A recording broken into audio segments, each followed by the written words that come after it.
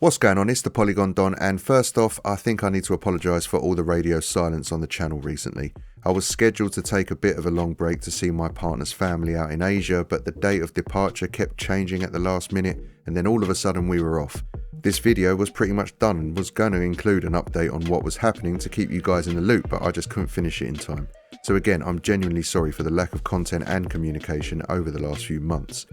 One good thing about the trip, apart from the once in a lifetime special moments spent with the family that I'll cherish forever, is that I did manage to sneak in some game hunting here and there, with one very specific goal in mind, and that was to seek out Asia region exclusives that I've wanted to cross off my wish list for quite some time. I managed to track down 12 in total across 3 countries and from some fairly unconventional places. And that's the video I'm currently working on right now anyway, so if you like rare physical versions of some incredible games that you can't get here in the West, then keep an eye out for that when it drops. More on that soon, but back to the topic at hand. Today we have another 5 incredible hidden gems for you to consider adding to your collections. There's a couple of brilliant yet barely ever spoken about JRPGs, a bleak and unforgiving Metroidvania, and an even bleaker point and click. So without further ado, let's get into it.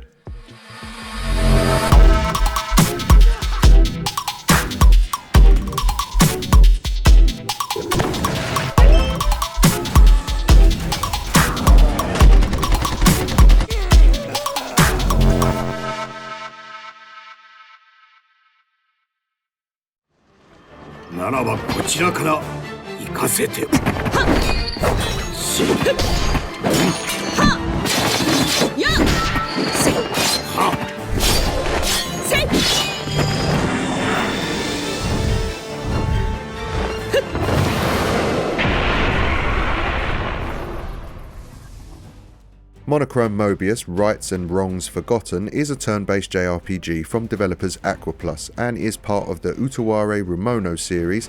Apologies if I butchered that pronunciation. Other than PC, Sony managed to snag this one as console exclusives for the PS4 and PS5, with physical copies releasing alongside them both too, if there's something that interests you.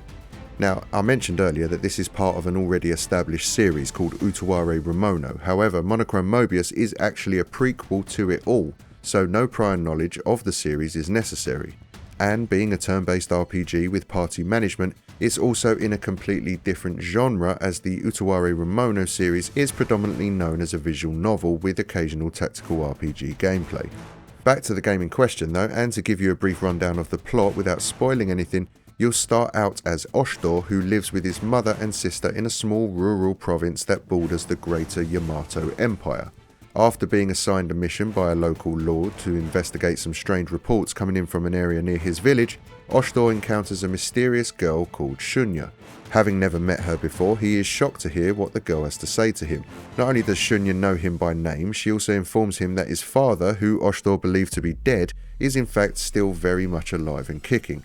Uneasy but still determined to find out the truth and potentially his father, Oshdor allies himself with Shunya and travels across lands known and even to some that can't be found on any map. Now, I'm keeping it brief for the sake of spoilers, but even with that in mind, I feel like I should say that the story is a little by the numbers and even cliche here and there, but actually it's told with such accomplishment that its charm is undeniable and makes it a lot easier to forgive its narrative shortcomings. So even with its occasional predictability in the plot, it still manages to successfully shock you with the odd twist or make you laugh with some genuinely decent writing and localization. It even manages the trickier job of landing the story's more emotional moments so that their impact can be genuinely felt. It's not a terribly long experience, but you will spend close to 30 hours or so with the game and its cast, and through my time with it I grew to love everyone in my party. Even the game's antagonists were well scripted and designed, adding to the sense of triumph once I eventually beat them in battle. Speaking of which, let's get to the gameplay. You have regular attacks as well as special abilities and spells that use MP to utilise. Now, it is turn-based, but the unique aspect of this particular JRPG is the frequency and order your turns in battle play out. As you can see in the top left of the screen, there are 3 rings that all members of your party and the enemies you are up against are placed on. This is called the action ring, and as players rotate around this ring, this will determine the order of play. However, you can jump onto the inner rings where a full rotation takes less time, essentially giving you more turns.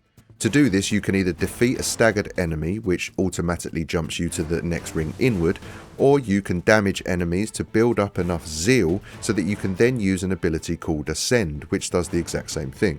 However, as the game progresses, you unlock more skills and abilities to use with a full zeal gauge, so choosing the best option for any given moment becomes a much more important decision to make. There are more special and unique unlockables here that switch things up in battle, but I won't get into that now as they were a really nice surprise for me during my playthrough, and I'd want the same experience for you if you were to try this game out. The pace of the game is quite snappy. It won't be long until you're leveled up enough that strolling through the world's earlier areas allows you to bypass turn-based battles entirely. Instead, you can just hit the enemies with your weapon and still gain all that juicy XP and item drops that you would have got through battling them conventionally, which makes grinding an absolute breeze in this game should you want or need to. In fact, character progression on the whole, while not the most in-depth, was deep enough that I wanted to complete as many side quests as I could, not only to explore the map and the characters further, but also to beef up my party with the best gear I could find or craft and level up their stats.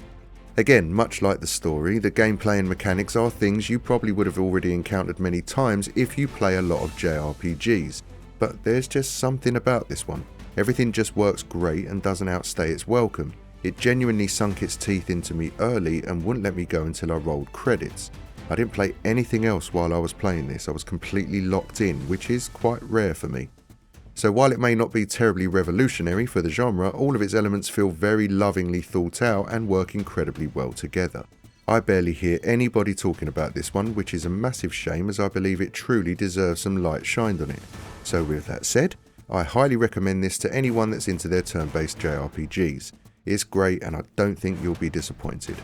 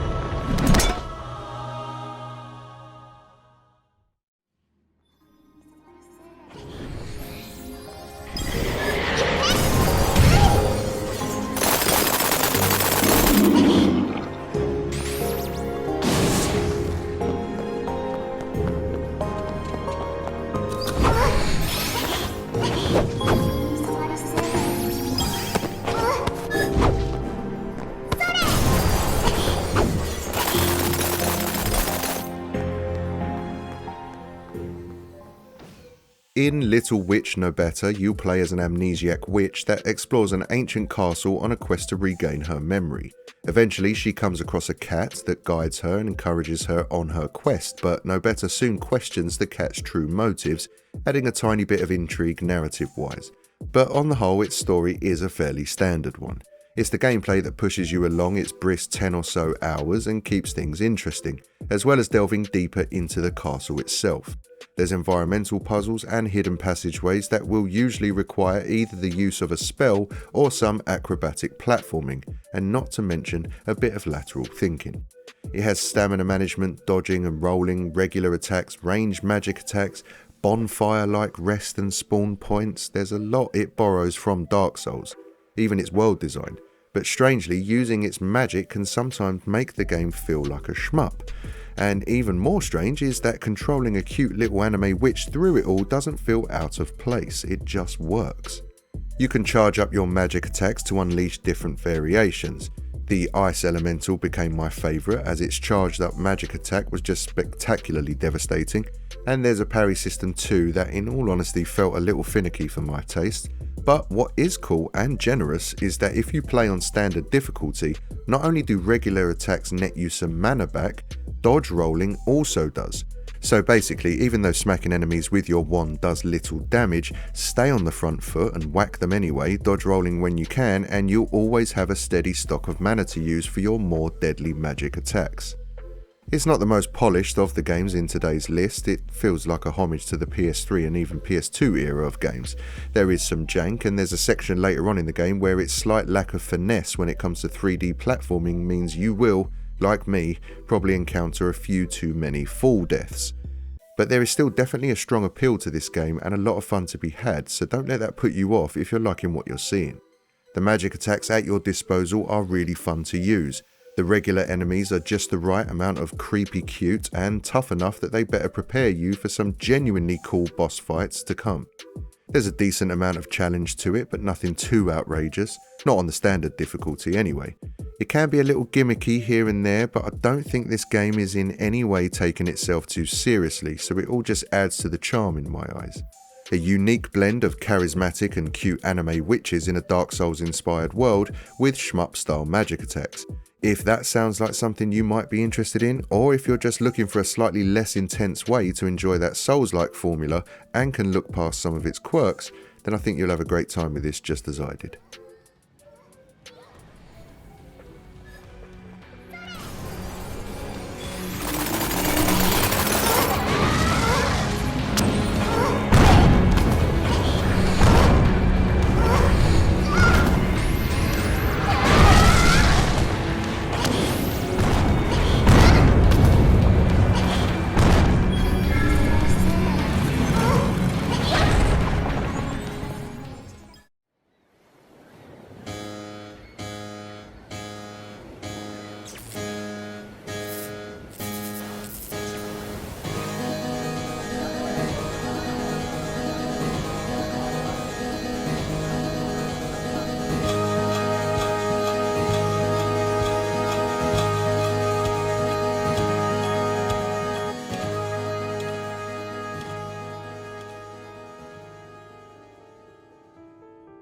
An oldie but a goodie, Dead Synchronicity Tomorrow Comes Today is a point-and-click adventure game set in a post-apocalyptic future.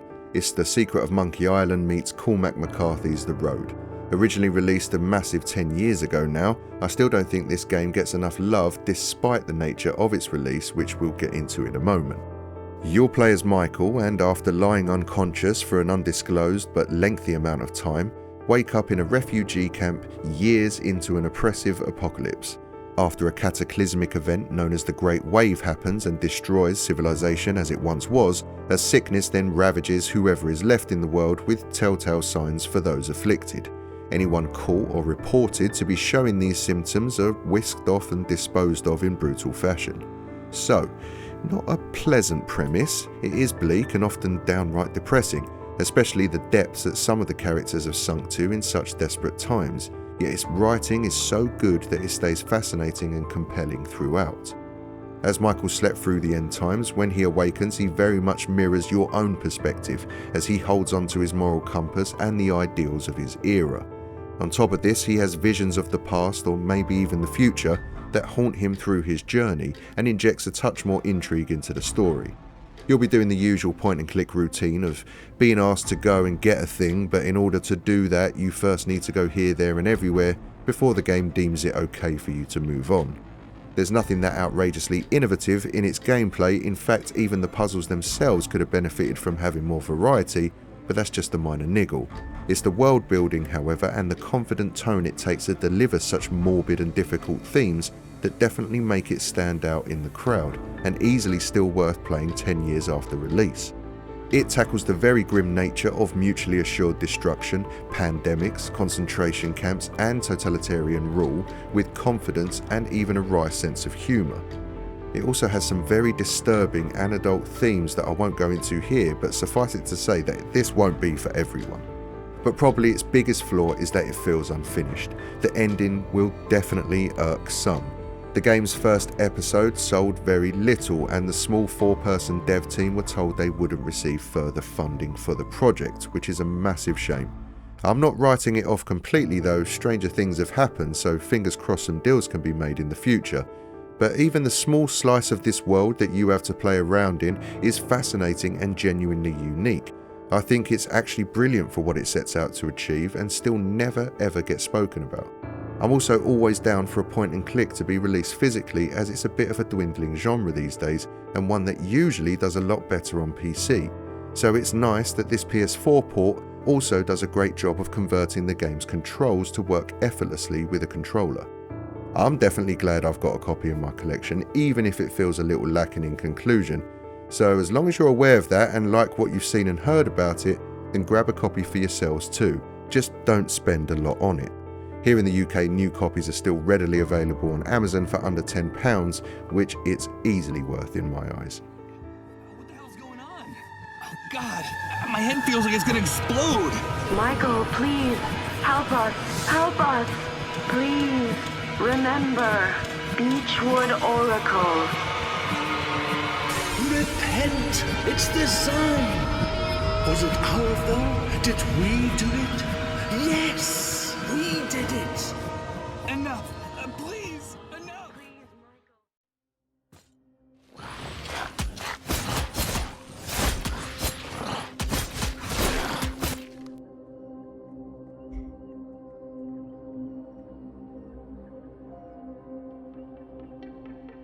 Moonscars is a moody and challenging 2D Metroidvania and Souls-like. Think Symphony of the Night by way of Bloodborne with a dash of Slain thrown in too. Its pixelated graphics do a great job of displaying the game's gothic horror elements as well as being buttery smooth to play.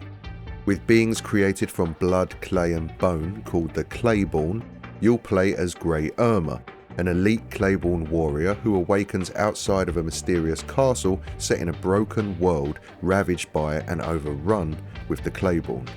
In search of her creator, the Sculptor, you'll have to guide Grey Irma through the castle, one genuinely difficult challenge after another, with the aim of eventually locating the Sculptor and getting some answers.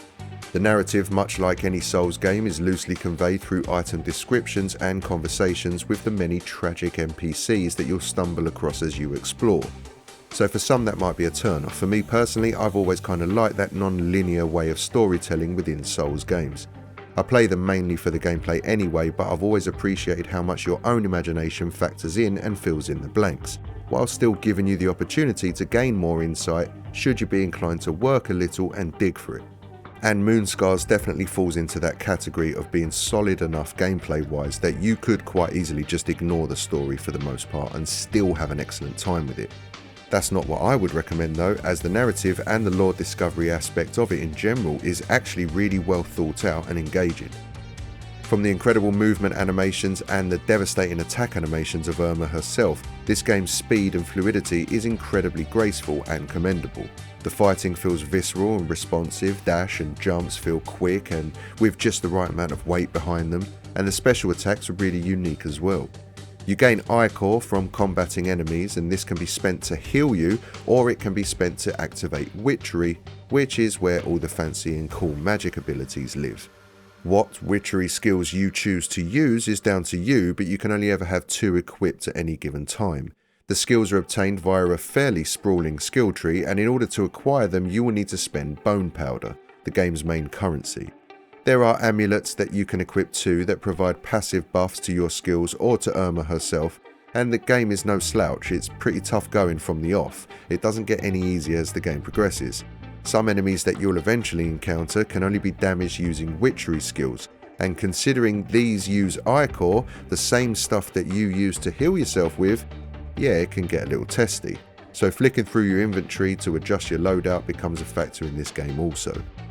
Moonscars is truly stunning in a decrepit and hideous kind of way. The pixel art is genuinely fantastic, as is the incredible level design.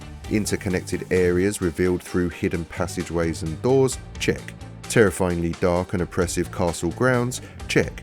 Gorgeous vistas, check. Gore, graphic violence and awesome magic, check. Basically everything you'd want out of a 2D Souls-like Metroidvania is here, and definitely shouldn't be slept on if any of those gaming buzzwords piqued your interest. So if that's you, my advice would be get this in the collection as soon as possible.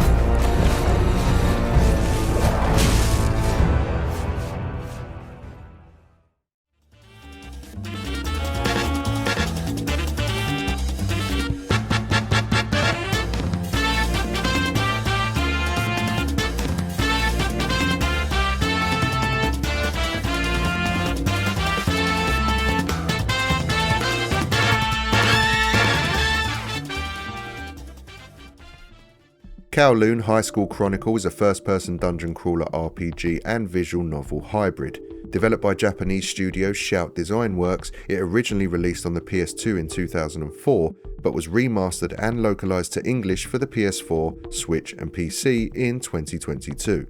You'll play as a young and aspiring treasure hunter who assumes the role of a fake transfer student at Kamiyoshi Academy in Shinjuku.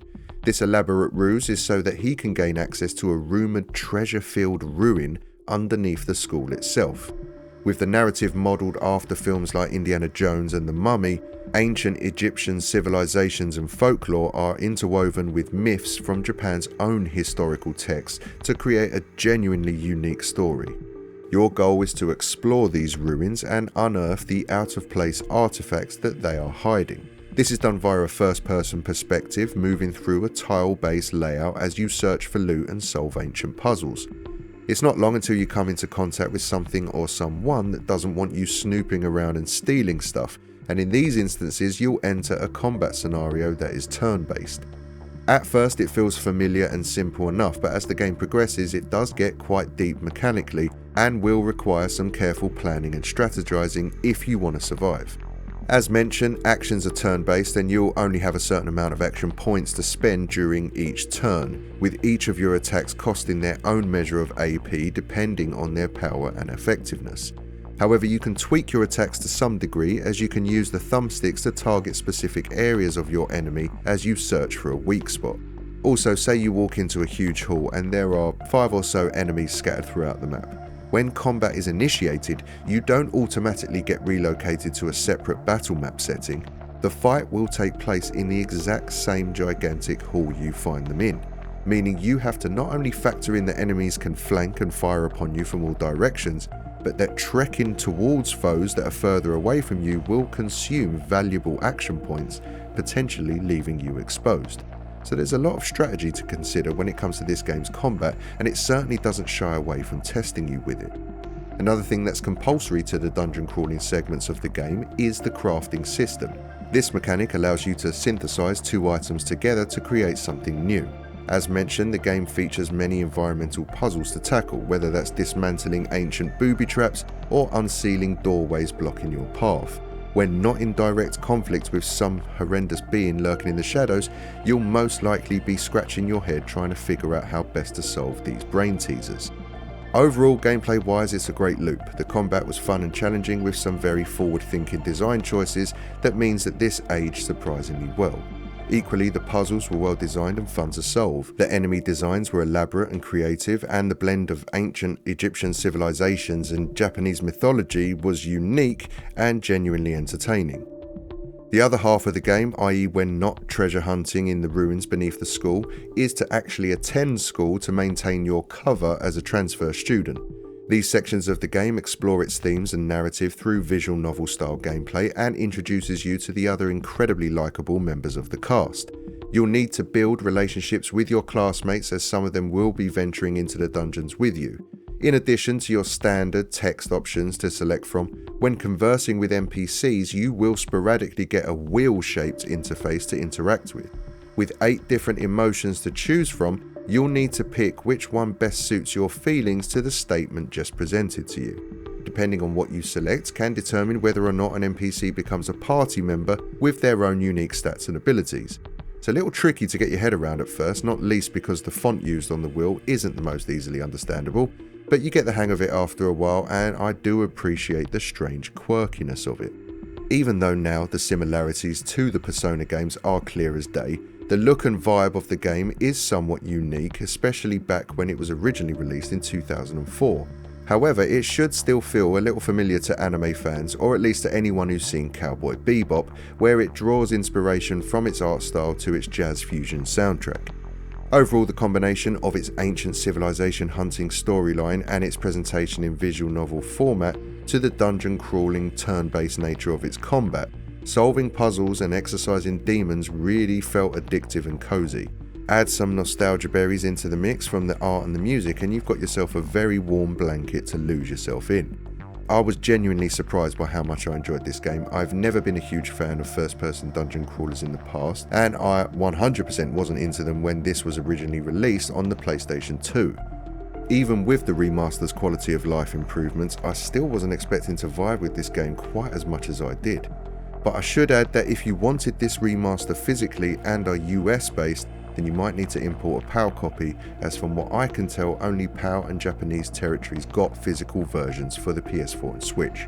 I might be wrong, so let me know down in the comments if I am. And also, just another heads up, if you did want to grab this, currently at the time of writing, Amazon has brand new PS4 PAL copies in stock at the very decent price of £15. So whether you're a fan of the genre and just missed this one back in the day, or like me, you're drawn in by the Persona vibes and art style, then grab a copy of this next time you see it and give it a go. I was really impressed with it, and hopefully you will be too.